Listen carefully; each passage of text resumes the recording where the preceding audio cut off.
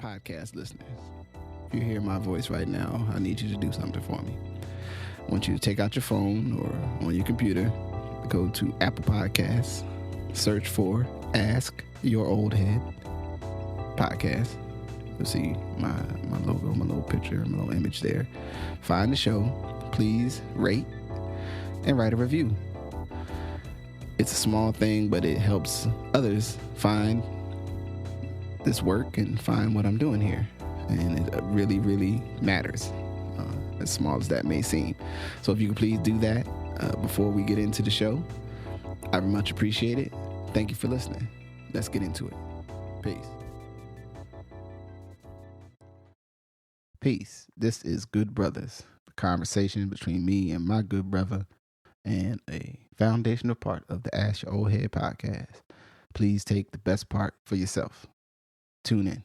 Peace. Peace. I'm Majestic. Peace, my brother. What's happening? Man, I'm out here, living the dream. Dream. As they say. On whatever day it is until y'all cut it. Yeah, right.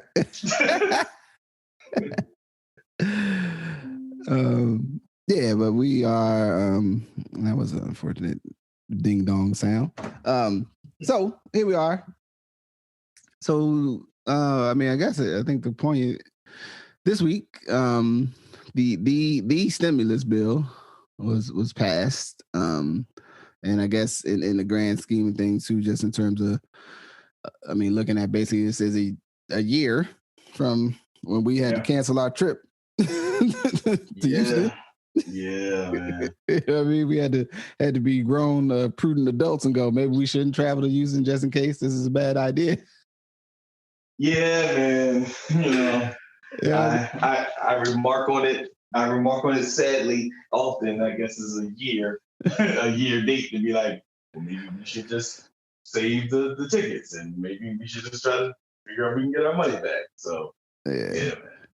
So but there's a lot that's really interesting within this bill, and to the degree that if you listen to news clips and other things where the Republican folks would say, all the Democrats trying to get, they're trying to get all kinds of pie in the sky, other stuff, and this and that, that don't, as far as the minimum wage, that doesn't got nothing to do necessarily with what they're concerned with this moment in terms of economic stimulus. And then it's a $1.9 trillion, bill. And there's, we're not going to necessarily get into the nit and gritty of every aspect, but what's some of your first thoughts about, sort of the passing of this and this is, and I think the other thing, I guess it's significant with this point in Biden's administration. I think most of the high, I think Merrick Garland got confirmed this week. Was that this week? Yeah, he did. And I think, what's the other sister? I think Howland got confirmed, Fudge. Yeah. So, significant things in terms of, the work of the government, of the people's work as it pertains to the federal operation of the federal government, underway. But what was some of your impressions, or what was something that sat with you of interest around this stimulus? So I guess the first thing for me, without nerding out too much and reading books by 47-year-old white men about 12 years ago, but I've read a fair amount of books about the beginning of the Obama term. And there's a lot of attention, if you ever want to kind of, again, nerd out to these books about how Obama came in and said he's going to change the world. And a couple of things happened on the way to changing the world. Max Baucus, who was a Republican senator from Montana, who, the President Obama was really trying to work with to get Obamacare passed, or the Affordable Care Act. They get the Affordable Care Act passed. And he kept telling them yeah, I got you. I want to make sure that my people is with you. And at the end of the day, Max Baucus was not able to bring none of his people with him. Right. Mm-hmm. And so the actual Affordable Care Act never ended up being as broad as it could or should have been because the president wanted to do it in a bipartisan way to show there was a shared interest for all American citizens, right? Mm-hmm. But the Republicans are very good at saying fuck you, right? They're just really good at it. They're just really good at being like, kiss my ass, right? And Democrats have generally not been good at saying kiss my ass. Yeah. So the Affordable Care Act never was as strong as it could have been. And then as a consequence, much like people are talking about now, you really get a couple bites at the apple, the old terms. So Rahm Emanuel was really clear. Like, if you do this first, you're not going to get some of this other stuff. Obama said, hey, I want to do Affordable Care Act first. Cool. He did it first. And frankly, got very little else. And then he had to govern by executive order in his second term, right? Mm-hmm. So there's a valuable lesson. Many of the people who are now in control of the Biden White House were in the Obama White House, namely Biden, right? Yeah. But also Ron Klain, who is now chief of staff. And the valuable lesson they learned from it was Republicans are going to jerk you. So you might as well just figure, can't trust it. In the words of Flavor Flav, can't trust it. So it's just like, we might as well run the score up because they're not going to work with us. And I think it's fascinating only because traditionally Democrats don't do that. Whether it was Clinton, whether it was Obama, right? Traditionally, Democrats tend to believe in this broader idea of working with the Republican Party. Republicans don't really get into that, right? They know what they came to do. They know that they came to like put their stuff into effect and tell you to kick rocks, as you say. So it's interesting to watch them actually, the Democratic Party, tell the Republicans to kick rocks. Right. Because it just hasn't happened. Yeah. Yeah. And definitely on the we're going to pass this bill. I mean, you might as well get on board, you know what I'm saying? or you know what I mean? It wasn't a full get down and lay down, but it was about as close as it gets in our modern. It was as close to the JBM mantra as you could imagine, as you could possibly have in Washington. Like, it was, hey, with this and this number, the number's not changing, right? I'll play around with stuff in the bill, but the number's not changing. Yeah. And so that was really what's interesting to me, that again, that is not how Democrats have managed and governed. Yeah, they're not. They're power. Yeah, I think there's always been this, the way I characterized it in a conversation somewhere was, growing up watching and engaging, with, the way our Democrat Republican kind of dialogue operates. It's as if there's it's like a family, and it's the siblings in the family, and I might have said this on this platform before, I don't know, and that it's a family business, and it's these two siblings, and they don't totally agree, and the one sibling he has been assigned the one who supposedly knows more about business, so everyone sort of listens to him, even though he ain't really has never proved to be really good at running the business. Mm-hmm. But people tend they like him for whatever reason. They listen to him, and then the other sibling, he's a little bit better at running the business, but he can't convince nobody that his ideas are good. So he ends up having these basically I gotta sneak it in, and then when everybody sees it's good, they're like, oh yeah, we should do that. You know what I'm saying? Or see that it works. Now sometimes he cold fumbles the rock though too. Sometimes he's had some missteps. And it always has felt like, being myself, observing the way our, this national stuff plays out is it's like, oh yeah, we got to try to build some consensus with our conservative colleagues. It's like, but why though? You know what I'm saying? Like, they don't want to build consensus with you. They just want the votes. Like, then why don't we just go ahead and vote? I mean, y'all can still be friends later. Like, if y'all hang out and play golf on the weekends, That's cool. Like, I ain't mad at y'all. That's your business. When you go in and vote on the policy, when you write the concepts, like write them, do that part right. And I always feel like the in terms of the way it operates and it functions, even within our media conversation in this culture, in this country. But I think, something I definitely think is, at some point, I think right now it's like, even though we've seen, great, I guess financial expansion, the varying different degrees to which the idea that, we just need to cut taxes and stay out of the way and all these other things, that these policies are going to lead to, improvement for everyone. Everyone knows, everyone accepts now that that's just not true. Like, you get what you actually spend time working on, not on what you spend time not working on and hope that it magically happens because somebody it's like, then, yeah, man, I really want somebody to clean that corner over there. Maybe if I get up every day and I leave some brooms out front, one day someone's going to pick up and go sweep the corner. And it's like, what'll help get the corner swept better is if you went over and started sweeping the corner.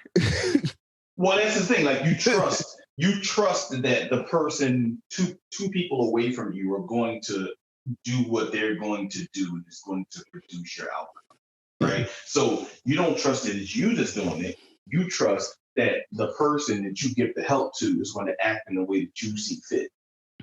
Only then to recognize that they have different interests than you do sometimes, in the sense that you give them a tax break so that they theoretically will spend it on hiring people. Mm-hmm. And then they don't. Every time. Every time. They be like, yo, we saved $30,000 last year. What we gonna do with that? Save $30,000. Save $30 million. We're not doing shit with the money, right? It's like someone say to me, and this is real. I mean, we're getting into macroeconomic policy here, but this is a real thing. You say to me, Justin, I'm going to save you blank on taxes. Now, this is a largely held thing in America too. I'm gonna give you a tax write-off. We think you're gonna put the money into the economy. Mm-hmm. I'm putting the money into the bank. Like, I'm not going to buy no damn crab legs. You see what I'm saying? Like, but the principle is, if we gave the businesses the money, that they would then hire to get their businesses to be running more productively. Their businesses are already running pretty productively. They're making a lot of money already. If you give them money off, they're just going to save it. Right? And so it's like that premise that we have assumed would be the underlying thing. And Republicans have done really well with making their premises of financial, like how markets work and how economics work, the basic premise in America about economics. Mm-hmm. Most of us believe in some of this these days. Like, even to the point I was saying about the stimulus, right? Like, I do get that. If people don't have money, they're going to go buy stuff. But if people that already got money are not going to go buy anything. They already have money. So they have either what they want or what they choose to have purchased, right? Yeah. They're not going to go buy anything new. Only someone who didn't have what they needed would theoretically buy everything, which is why I'm sure every fisherman in the world is like, doing a jig right now, because they know it's going to be a whole bunch of lobster and salmon and crab legs full with them stimulus packages. That $1,400. And yeah, I'm talking about people. I'm talking about them because people like crab legs. Well, I'll say it like this. I mean, I don't think I'm in the community minority in that either, whether it was due to tax return, a holiday end of the year bonus, if you ever had a family member work somewhere that actually happened, or some other financial windfall that you had not accounted for. There's a family. We going to the Red Lobster. We going to the seafood shanty. We going to let me see, but Olive Garden. You know what? That's an interesting point. That's an interesting point because it seems like I think the social media it appears different. Because to your point, it was like 30, 25 years ago, if somebody got some extra money check, let's go get some seafood. Yeah, we're going to dinner. Yeah. We're going to eat. Let's go. Hey. Now, but everyone didn't know what your family went through. Yeah. That's right? Definitely the point. Like, it wasn't no one, like your family, like your mother didn't go to work. Like you didn't go to school and said, like, guess what I just had? Crab legs. You know what I mean? So you're right. I think that it is a part of the American economy that you will splurge. But I think to the point of some progressives and even some of the conservatives, like once you give certain mugs, people got a certain amount of money, they didn't lose their jobs, they're not going to spend that extra money. They're going to save it, right? And so you might want to be careful giving them the tax break because they're not going to use it in a way that's going to stimulate the economy. But one thing I wanted to say that is interesting is I've always thought that Republicans, generally speaking, this is a generalization, Republicans are willing to trade principle for power, and Democrats have traditionally been willing to trade power for principle. Mm-hmm. Meaning Republicans, you saw with Trump, they were willing to be with a moron to get stuff done. Yeah. They were fully willing to support a moron, to get the stuff that they thought was important to accomplish. Meanwhile, Democrats, generally speaking, I would say, have been above the fray, right? Like the idea of this power for power's sake has been beneath many Democrats in certain things that people wouldn't do or wouldn't. So, but in essence, it also made the Democratic Party appear to be the party that has said the right stuff, but couldn't get anything done. Yeah. Right? Where I think even Trump's appeal to a certain population of Black and brown men in particular, in the traditional Republican appeal has been the Republicans get shit done. Like they move stuff. If they say they want to do it, they do it, right? So there's a certain archetype in the Black and brown communities of what that means to men, right? And I think Democrats, generally speaking, have been on the right side of ideas, but not the right side of implementing them. I think this bill is actually different in that regard. Yeah. And I did a little reading and do some more so I can understand it better, but it is a structural sea change. You know what I mean? Like it's not just a like cutting some checks. I mean, it's stuff that is basically like, look, we can use the largesse of the government to, change the underlying basic, condition, of folks. And this event, I mean, it was already something that was needed and necessary, I think. But, at least especially with the, and I still don't totally know how the mechanism works, but basically where I think depending on an eligible family of four, under the thing, it get as much as $12,000 a year. Yep. Mm-hmm. In resources, which, that for a lot of people that may not cover the rent, but that'll get you, a whole lot closer to covering rent. You know what I'm saying? Like, that is no small feat. I think you shared that it's like approximately a 50% reduction in poverty. Yeah, for some of the folks from some of the progressive think tanks have asserted that this done, it could be what equals almost 50% of a reduction in poverty for Black children. Because I think it's a interesting shift in the dialogue of like what you give people money for. So, and I think the pandemic, to your point, has brought this about. Since the 80s, in the welfare queen idea and Reagan, there's been this idea of having too many children and then getting money for it makes you not want to work, right? Yeah. Which then finds its like next step in the Clinton 96 bill, welfare bill. Right. Right. Which starts to shave down, and shaves down AFTC benefits for folks, depending on if they're working and stuff like that.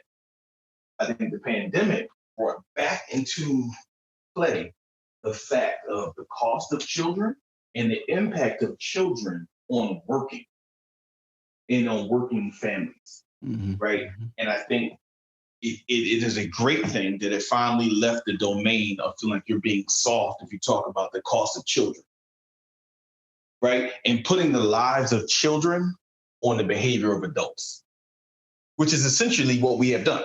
We've said, if for whatever reason, if the birth Olympics, that your place in the birth Olympics is going to be totally defined by the conditions of the two people in the families that you came up in. And if for whatever reason they had whatever challenges, if, race, gender, zip code, status of citizenship, if those things were messed up, well, you just got messed up, kid, right? Mm-hmm. That's essentially what we've done. And we tried to say, we'll give you help maybe once you get to the school. That's what we'll help you. Right. So we'll help you there. We'll help you there. We may help you when you're 3, but we'll definitely kind of help you when you're 5. But again, if you're in the wrong zip code, we're not really going to help you when you're 5 because your kid's you're not going to get the same stuff the other kids are going to get at 5. So that has been essentially what we've said. This shifts it to say, listen, there's a cost to having children and to making sure that children are okay. And that cost is going to be borne out not just by the individual parent or parents or family, but it's going to be borne out by society. And, a lot of people don't know we're the only major country in the world that doesn't think like this anyway, right? So this is not like we've achieved some enlightened state.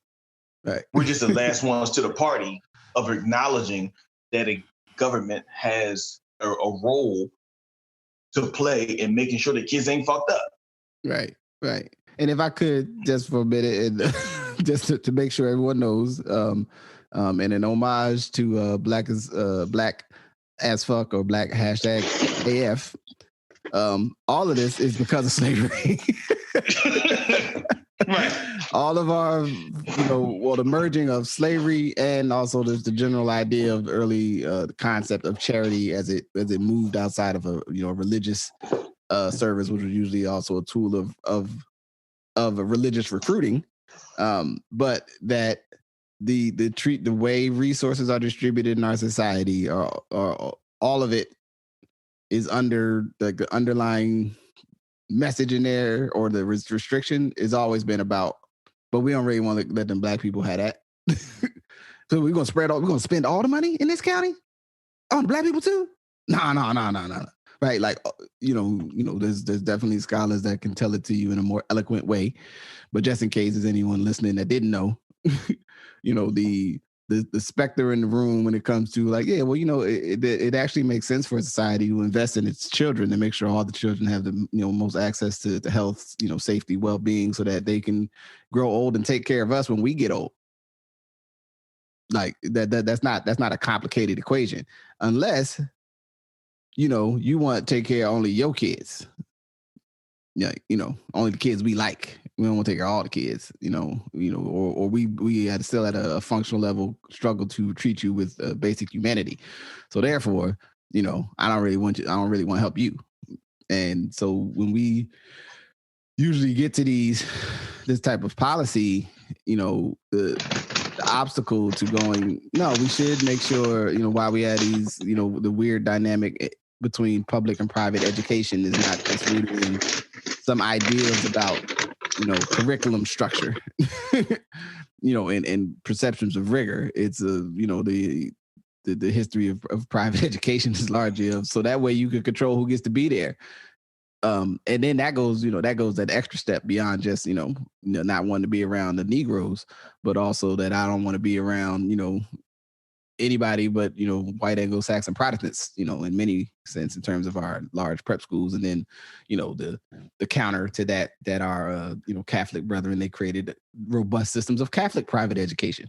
You know what I'm saying? So that they could have a pipeline for the development of the people within their faith to access, you know, power and prestige. And, you know, there's a whole thing there. So just sidebar related when we talk about way stuff gets moved by government, all of that history is included. I mean, I think the other thing, just to come back in, you know, going off Justice soapbox, the general idea that we all have a stake in making sure that like our systems, infrastructure, the rules of engagement, so to speak, make it so that most people should be able to do well. They'd be able to take care of themselves. Now, everybody might not, you know, become a CEO of a you know, running an industry entity that does $20 million in revenue. That's not what the back end is. Not the goal. Is on the front end. That if people are working every day, they shouldn't be like, damn, I'm kind of not making it. Or if I miss a day or if something was to happen in this job, I'm in the tailspin. Like, the idea that we can't build that into the way we think about policy is really, you know, it's not by accident. And there's some people who are more comfortable than others going, well, hey man, sucks to be you. Like, you know what I'm saying, than others. And, you know, other people won't speak to it, you know, but that's like the thought that always comes to my mind. And when we discuss something like this in terms of, you know, tax credits, you know, if you have a single or, you know, just family that's low earning for whatever number of reasons, and, you know, you say, look, man, you might be up to, you know, $4,000 or $5,000, $8,000. I mean, shoot, $4,000 is a lot of money to an individual person to just say, tack that on to whatever else you're making. You know what I mean? You know, I think the idea that beyond the direct payment money, but I think too, just the idea, and this is one of the things I read, was that in many ways, you know, conservatives kind of basically accepted that like everybody's kind of okay with the government giving us money. So maybe, I mean, one, people have already been okay with it in terms of, you know, tax subsidies, if the write off you get if you know, by paying a mortgage, all this stuff, like, you know, half of our farming business requires government subsidization. I'm working on that. Government subsidy to function. And you know, or what they say, that because it helps to bring consistency, so farmers could keep taking that risk every year. Like, you know, but we've limited that resource to industries that often are captured, you know, by white people. And, you know, there's $4 billion in aid to black farmers in this, which I'm actually trying to reach out to some people to learn a little bit more about what that aid means. Yeah, I think it starts to, in some ways, is the policy and programmatic recognition of, to your point, we just have privileged some people over other people. There's just no other way to look at it, right? We just have decided that it's better that if you were working and you decided to buy a truck, that you can get money off, but if you decided to buy another car, that you can't get money off, which is the bottom line, right? Like, for a long time, the pickup truck SUV tax credit that just said, okay, hey, if you buy this and slap blankety blank LLC on it, you can then write this off. But if you bought something else that was the same thing, you can't write that off, right? So it was used $75,000 credit that you could get. We use incentives or disincentives to get people to do things. And again, going back to this idea of, well, why are you struggling? You're probably struggling because you didn't read enough, or your parents didn't take care of you. And it's kind of our fault, but it's kind of not our fault. So figure it out. Here's the thing, from my perspective, there's always a moral as well as an economic imperative. The reality of it is when you don't take care of people on the front end, you end up paying the cost for it anyway. So in society, even if we assumed that there was no moral imperative to not let children be harmed, you're going to pay for it on the back end of stuff you're going to have to put in mental health supports, of stuff you're going to have to put in jails, of stuff you're going to have to stuff you don't want to pay for. You're still going to have to pay for it because of the impacts of not thinking about children and families, right? The impacts of not giving people a base of opportunity from which to live their lives. The stress that one set of people are going to have, which you're going to pay for when you then say, well, someone is downtown doing things and I don't want them people downtown. Now you're going to have to pay more. You're going to have to pay on one side or the other. So for me, it's always about thinking about how can you identify the moral imperative of making sure that every citizen has a chance to flourish. And then two, if you're going to pay for it, you might as well pay for it on the front end to not have to pay for it on the back end to then have the associated costs of fear, which again, in our society, those costs are kind of bought in by other companies who make money off of fear, make money off of degradation, right? So I do know in some senses that it is a good business model for people to keep people fucked up because like there are businesses that then come in and say, oh, you're fucked up. Well, why don't you just cash your check with us versus cashing your check at a bank? And don't worry about if we take $10 from it versus them not taking any money from it, because guess what? You're fucked up. So you might as well come here and do this, right?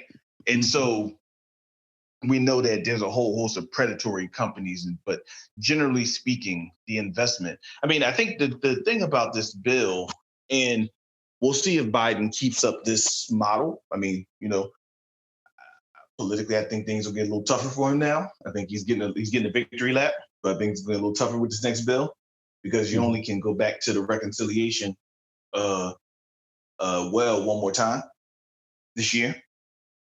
So you don't really have a whole bunch that you can just get 51 votes. Everything else, you got to get 60. So, but I do think it's good politics if you were going to do something to start off, to get your base to know that you got them a win, politically makes sense, right? Versus, again, as used and as successful as the Affordable Care Act is, no one cares, right? And that's the thing that Obama and Klain and all of them learned from it. That once a bill becomes in play and it gives you something, you don't remember that someone gave you something unless it's a check. Right? Unless you gave me a check or a job, I don't remember that you gave me something. Because now it feels normal, right? Because that's what laws are supposed to be able to do, to give you some sort of regularity or normalcy. So once you set a law into play, and I say, oh, I can go to the doctor, cool. I don't keep giving you credit for now me being to go to the doctor, right? Like I can go to the doctor. This difference is you keep getting resources, like you said, and the cat's out the bag, so to speak. This is an anti-poverty bill. This ain't no stimulus bill. This is that's what this is. This is a 1.9 trillion anti-poverty bill. It has some stuff in it that, to your point, $4 billion for that. They even got stuff where the Democrats got like Republicans. We are actually paying down almost like billions of dollars on what do you call it? People's not IRAs, 401(k)s, their pensions. Yeah, we're backstopping pensions for like the mine workers and shit. Like there's some deep shit in this. Like this is again, it's almost like you run the score up. Like, because once you run the score up, you might not get a chance to run the score up again. So you almost don't feel bad about running the score up. Yeah. Especially when you know that you ain't gonna get a chance to run the score up again. Right. And so I think that was an important part of being able to figure it out. And then it also is another really good example of why power matters. Because if Raphael Warnock and John Ossoff don't win, none of this happens. Yeah. Right. I mean, so that's why the idea, and I'm totally supportive of the idea of principles. I'm principled. I try to be as principled as I can. But power matters. And if you don't have the power, you can't do the things for people that you care about. And so, people make jokes about the $1,400 hitting their bank accounts and the whole host of things. But really that happened because Democrats were able to get in power. No power, none of the things that we're taking for granted. So, it's an interesting kind of like spin on where America has been. And I do sometimes think how much the pandemic brought stuff to light that I think was not shared collectively, right? Mm-hmm. The pain was not being shared collectively in America. Mm-hmm. So because the pain was not being shared, people wouldn't see the importance of being bailed out. I bet you if you ask most restaurants before this, did they think it was important to be giving people aid? They would have said no. I bet you every one of them say yes now. Right. They ain't just saying yes. They like, hey, we need some aid. We need some money. So then everybody now understands the role that government should be playing in a crisis. Now, you and I both know there have been communities and people in crisis for hundreds of years. Mm-hmm. But because everyone didn't feel it, the idea of crisis was not even equally shared. The pandemic allowed the idea of crisis to be equally shared. And with that, now I think there is just a broader, more robust understanding of the role that government should be playing in people's lives to achieve an outcome.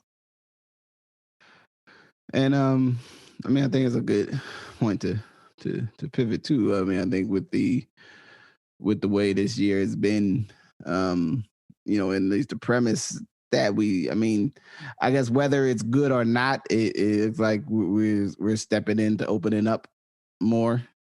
I think unless there's the way from what it appears, looking at the way governments, I guess not governments, government authority from state to the federal level are operating in most states, is we're going to start opening up. And we maybe are going to try to calibrate that with what we hope are, vaccine spreads, if the most vulnerable people are starting to get, some level of protection. And this is just me interpreting what I'm seeing. I mean, we're not going the Texas route where Texas is like, look, we open. We open, COVID be damned. And with that is also, I think, the acknowledgement that, look, man, the chips are going to fall where they may on this, basically. And I don't think that most people can continue to persist with some of the restrictions we've been operating under. And I say that in the terms that people are gonna start acting out. You know what I'm saying? Like, either it's gonna be like, man, later, man, we just open.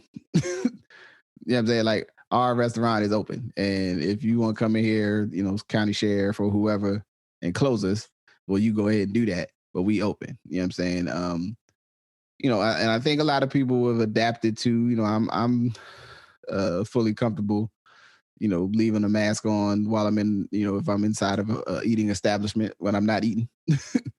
Like, the social dynamic of it, so to speak. I think that though, I don't think it would be realistic to not try to figure out what stuff can happen with some level of fluidity, or at least some level of movement, and just, not have people trying to, like I said, I think we talked about last week, stay all day in homes that were totally built on the premise that you only came here to sleep and eat.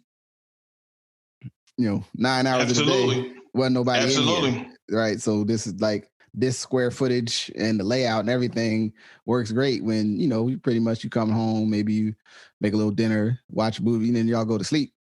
You know what I mean? But if y'all in here all day, all together, it's not enough space. It's just not. It's even if, shoot, I was thinking about, I was doing a thought exercise and thinking about like me and you on McKee. You know what I'm saying? And it was like, yo, it's a pandemic. Y'all can't really go outside. And we just had to be in that apartment. Right. All day. It was a different world, obviously, without the internet and other things on the level they are now. But you know what I'm saying? Like, at some point, we were like, yo, God, we're going outside. Like, right. We're going to do something. We're going to take a walk. I'm sitting on the stoop. Like, yeah, it's cold. I'm outside anyway. You know what I'm saying? Like, it's just too much from a stress perspective. And I think, as this month, I imagine, goes on, there'll be more sort of commemorative, articles and thought pieces and whatnot. But I think for me is, the idea that, look, if we know that if there's treatment, we know that there's some level of protection, at least that some people who would be most vulnerable can get something that can help. That, people are going to, I think, slowly tip out. And then suddenly it's going to be like, it's going to be like Coachella of your local eating establishment, or like, man, we never got anybody, this many people to come out to you name it, summer, like City Fest. You know what I'm saying? Like whatever outdoor summer thing that people usually didn't, kind of went to, but wasn't really into it.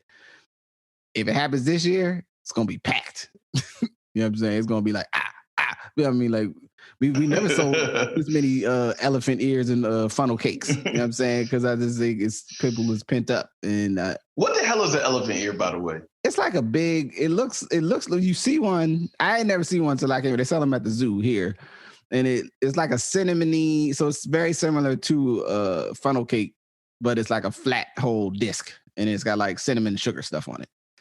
Okay. I don't really like it that much, quite frankly. It's kind of crunchy, and it felt like something that they created like just for shits and giggles at the Iowa State Fair or the Minnesota State Fair or something, like, along with bacon covered corn dogs. And, right. You know what I'm saying? I've been always yeah, exactly. I've been always trying to figure out, like, is this real? Is this like? Yeah, I still don't particularly care for them. I think we got one a couple times. Liz sort of likes them or liked them when she was little when we would go to the zoo. And I was just like, the main part of me, maybe because I really want a funnel cake.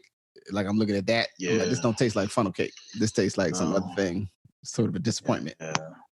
Keep it to yourself. You keep that. Doesn't sound like it. Sounds like a letdown. But I think you bring up a really poignant, insightful point around our lives have been structured to do what we were doing, good, bad, or ugly. Mm-hmm. And we went through a shift that has kind of told us that maybe you should be prepared for your life to be a little different, just in case, right? So there's a sense of resilience that I think has come through. We may not call it that, but clearly people and families and communities have to be able to respond to tragedy. Now, you can also argue what we've seen, particularly in Texas, around the energy crisis and the utilities and everything, show us that, again, we're just not prepared for things to not be the way they've been, right? And so I think the pandemic has shown us, just like, okay, everybody, whether it's access to resources, whether it's the way we do things, whether it's the way we cook or the way we get food or the way things occur, like, you have to be thinking about these things. And it puts what seems like hippy dippy green stuff into play. Like, countries that understood how to be resilient have responded differently than countries who have not, right? And that's just the bottom line. That's not like that's not a value judgment. Mm-hmm.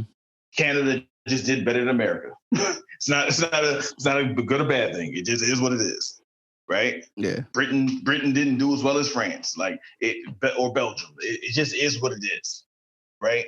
And so I think that, you make this point about like people's ability, and then the kind of unintended consequences of things that have happened. Like, again, we're able to now see more. Oh man.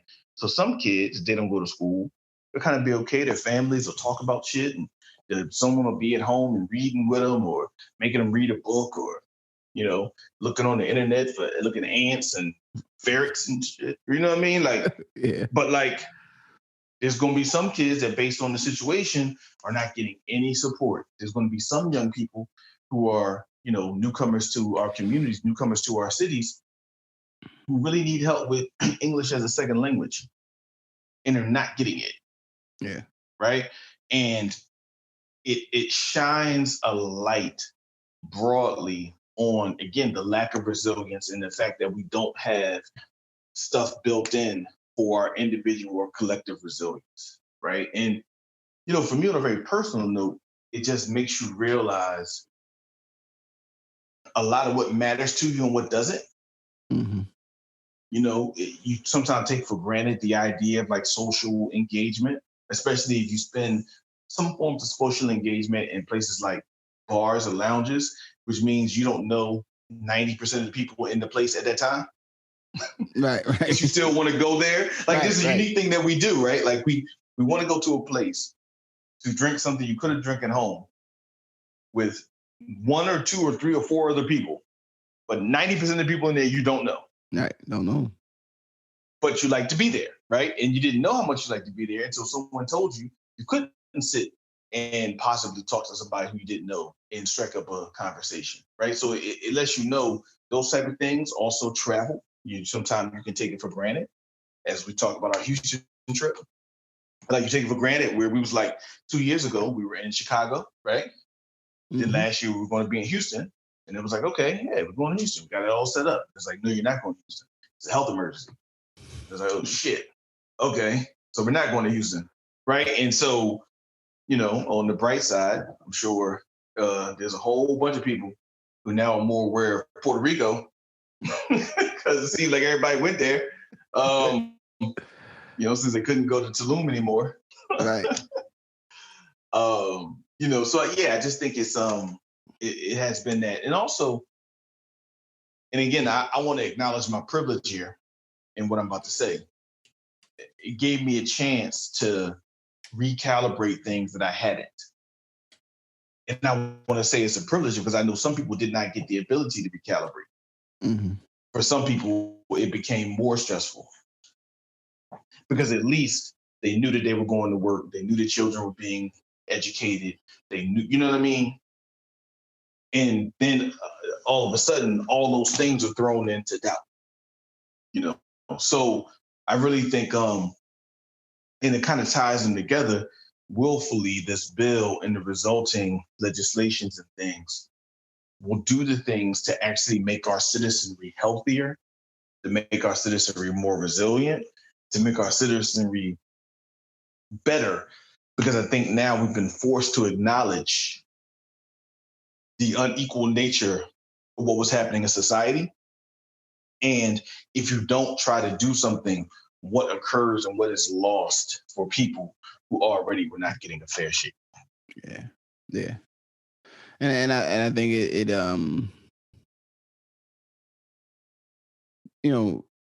when things become disrupted from how they were functioning, it creates the perspective where you have to, because now all the other connected pieces that made sense might be a strong word in terms of like made sense, like they were the best. It wasn't the best answer, but they didn't stand out when everything else was functioning. But then when and it would have I don't know if half whatever the percentage of the population was like, oh, well, I can still work from home. But then there was this other large population of people that can't work from home, and a large population thing of jobs and roles that need things that need to get done, that people need to be in the building to do it. Like you can't manufacture, you know what I'm saying, Can't manufacture just about anything, in your house.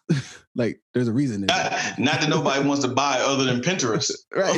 Or Etsy. Making some.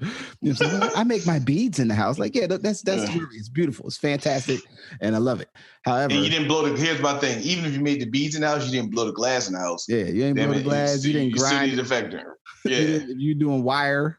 Using wire understructure. That wire was made in a factory that smelts metal. It turns it into a wire cord that you could use. Like there's all parts, a big part, and still a large part of our society that requires people to be present. Our entire food system requires people to move and haul stuff around and pick fruits and vegetables and plants out of fields. Still. To the degree, just so everyone here is in, so we're going like, oh no, it's all like automated. No, it's not. Like almost everything you eat still needs somebody, like a person, to be incentivized to go out and pick it so that you can eat it. And we have a long way to go to make sure that experience for those workers, is one, again, that is a fair exchange for them to say, like I'm cool to come here temporarily and do this because it allows me to live a certain way, for me and my family. You know what I mean? Or I'm cool. I'm all right with doing this if the pay is right? It's not forced. However, it is tremendously challenging. And there's a whole lot of us that would not take that work. We have structured this world this way. And then when it's like, people, I'm sure there's going to be a lot of comedians. There's been a lot of comedians, like the concept of the essential worker and what stuff gets declared essential. You know what I mean? And there's a lot of things that, what's essential gets to be, not just a simple calculus of like, well, you if you do outreach work that engages youth, as depicted, as seen across our country in our recent, a lot of cities flare up in violence, my basic underlying feeling is that we have so many young people who are detached from all of the different ways that if they were already kind of in an isolated situation, the few ways that people would interact with them and engage them are hard to do. So they just, they out figure, and therefore things start happening. Like that's my, my hypothesis. You know what I'm saying? Obviously, it will require study and research for it to become a theory. But this event, it does push you to ask, like, yeah, like, is it really worth it to live in a little tiny apartment for a lot of money? and you name the city now, counter to some of the narrative, people like, everybody's leaving this city or that city. Everybody's not leaving. A good percentage of people left, but more of the data points to that people are, mostly staying put. You know what I mean? From homeowners to, with many cities, the rent's going down because, obviously they're taking a hit. That it makes it actually more palatable to stay, even if probably a lot of cities rent's still too high, but we have a lot of work to do from a government function side, from advocacy side, from an activist perspective, from an academic discussion perspective, from a business function perspective, to think about how many of our different systems for like how you acquire housing or where you work make a lot of assumptions that are really fragile, require a lot of external resources for them to make sense and to function, and how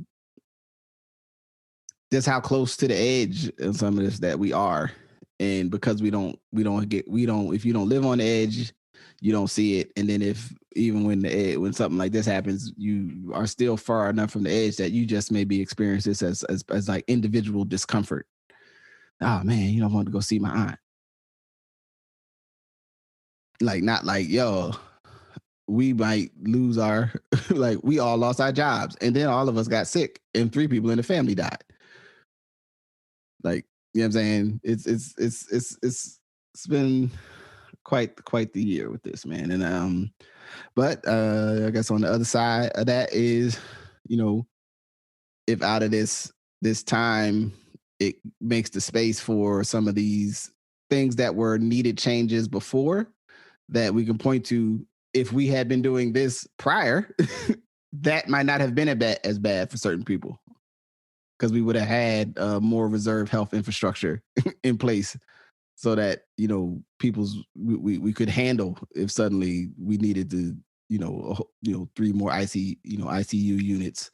We had a robust enough medical training apparatus that we were not running short of medical professionals to do the healthcare on us.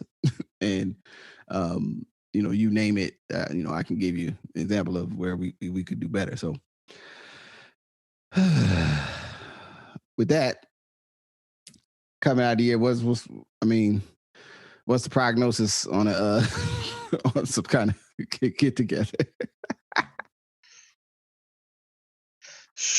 Man, well, I hear different things. Biden talked about July 4th. I was in a meeting with some leaders here that they were a little more aggressive on the timing. If every adult in America that wants to take a shot can take one by May, I think, you're kind of looking at a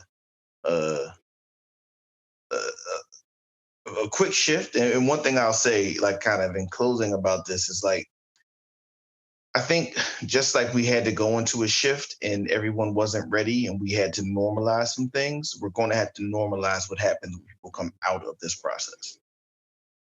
So there's going to be tension of people. There's going to be tension of anxiety, right? There are going to be people who have been in the house for a year. And they have been scared about interacting with other people and getting anything. And yeah, they're going to be sensitive when they go places. And sometimes they're not going to go places. Or sometimes when people are going to have parties, it's going to be a little more difficult to say, hey, why aren't you bringing your kids to my party? And people are going to be like, because I'm scared that people in your party are going to make others sick. Right. And so I just think there's also going to have to be, from a mental and emotional health perspective, and also just from a civic perspective, people acknowledging that everyone's at a different part of the spectrum around engaging with other people. As this world makes this kind of like huge shift. Again, there's a good number of people who will just be like, hey, I got 2 shots. I ain't wearing a mask. You motherfuckers just better figure it out. Right? Then there's going to be people, you know what I mean? Like, who are still immunocompromised. There's still going to be broader health challenges. And then I've saw stuff that says like basically COVID will remain very much like the flu. Like there's a certain amount of people every year that die, right, because of the flu. And they traditionally, they're immunocompromised and they have other comorbidities, right? So it's not like it's going to go anywhere. It just will exist more in that form, right? And as it morphs, there will be different more formings of it. So it will be here, which will then have the conversation of who decides when masks can be taken off officially, right? And again, and just the social norming of like understanding what that means for different people. And we're in a space where, and as much as, scientific as we base our lives on, this is difficult for me to say, but like the science doesn't matter because people aren't, that's not where their anxiety lies. It lies somewhere way deeper than the science. You know what I mean? And so, for those listening, just really being thoughtful that in our transition, that there still will be unintended consequences of our transition back into normalcy. And that we give people grace and space with our transition, just as we were thoughtful around giving people space in regard to the previous transition. Yeah, I agree. And I think that, my thought is that for most people, for people who have already been doing, look, we, this aspect of our family has been kind of still hanging out together, right? If they're structured that way. I know everybody doesn't have family. And when I say family, I'm not saying just like, partner and kids in a home. I'm talking about like aunts, uncles, cousins, whoever is the family that you go kick it with on a MLK basketball day. Y'all went over there and watched the game together, like that family. I think for some people, they're gonna probably dive into that aspect. And then I think the idea of the small get together, I think is going to take off. It's going to be like, I can imagine I think it's probably already happening, but like the, referencing back to the worlds of Etsy and design, and like, oh yeah, we put together this fabulous dinner. Only 10 people, we want to stay COVID safe, just in case, you know what I mean? And, some sort of weird, I can see it rolling out even in like arts and music, sort of like the concept of the small gathering of close, close, like these are my most important people who I really want to kick it with. So I don't even want to see them. You know what I'm saying? Now other people, they just gonna be like, look, I'm trying to go out. Right. So I'm gonna go wherever the action is at. Right. And, yeah. Miami. Exhibit Miami. It's cracking. So Atlanta. And Atlanta. So, I hope folks are safe. I think the balance of people taking the time and just being thoughtful around your own decision making. I mean, and for somebody like me that, I like to go kick it with people that I like to kick it with. I don't necessarily need to be outside though. Like that just ain't never really been one of my one of my itches where it's just like, I just want to be somewhere else. I like to be, with people, but having the dynamic or the ability to have a little bit more comfort that I could go meet up with somebody and catch up with them and have a good conversation and not be like, are we taking mortal risk with either one of our families or other loved ones because we just wanted to have a good word and connect. Cause that is something I definitely, miss throughout the year. I mean, I am the person where you talk about something and they go, oh man, we should get together, have a coffee. That I'm gonna follow up and try to get that coffee with you. You know what I'm saying? Like we ain't gotta become friends for life or nothing, but I'm gonna try to follow up and get that coffee with you and say, yeah, have another coffee sometime. Let me know. You know what I mean? And I think, and I have missed the ability to really, to have that aspect. As a good brother here, I had a conversation with. I keep his name private because it is. But it's like, having a drink with somebody on drinking your own liquor is some bullshit. Like, you know what I'm saying? Like, I want to go, like, if you're going to take me for a drink, I want you to be able to take me for the drink. Like, I'm sitting at my house pouring my liquor or, drink alcohol, pouring my own, coffee beverage or tea or other bubbly drink, or, if you deal with the CBDs or the THC base. I'm in Oregon, so that's legal. You can eat that here. You know what I mean? I don't know how to go down to other states. But, you know what I mean? It's like, you're right. You get the highest giraffe ass. If you want to do that, you know what I'm saying? It ain't the same if you got to do it. Like, it could be fun. It could be a break from the monotony to do it on a video thing or something. But it's proven everyone sees that it's insufficient. And I will also say this. I know midway through all this, people, businesses, they may never go back to the office. People going back to the office, dog.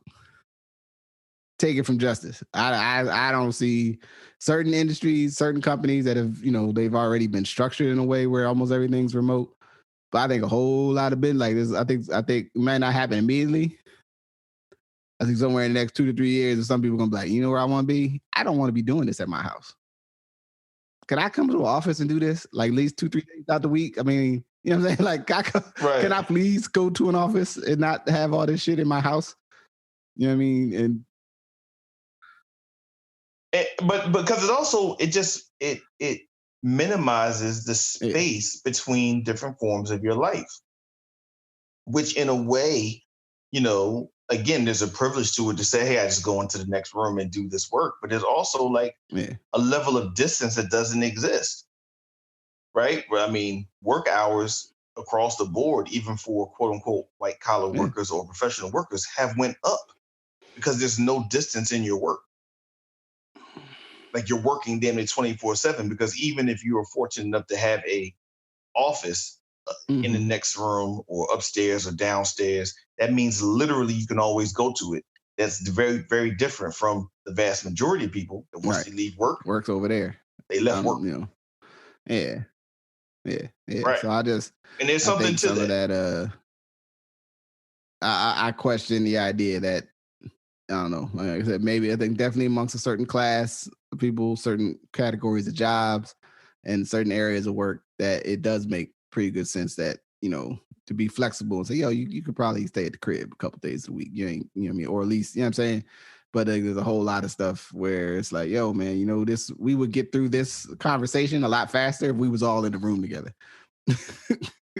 As opposed to not being in the room together. So can we all go to the other room, to the office and handle this and get this thing done, or whatever it is?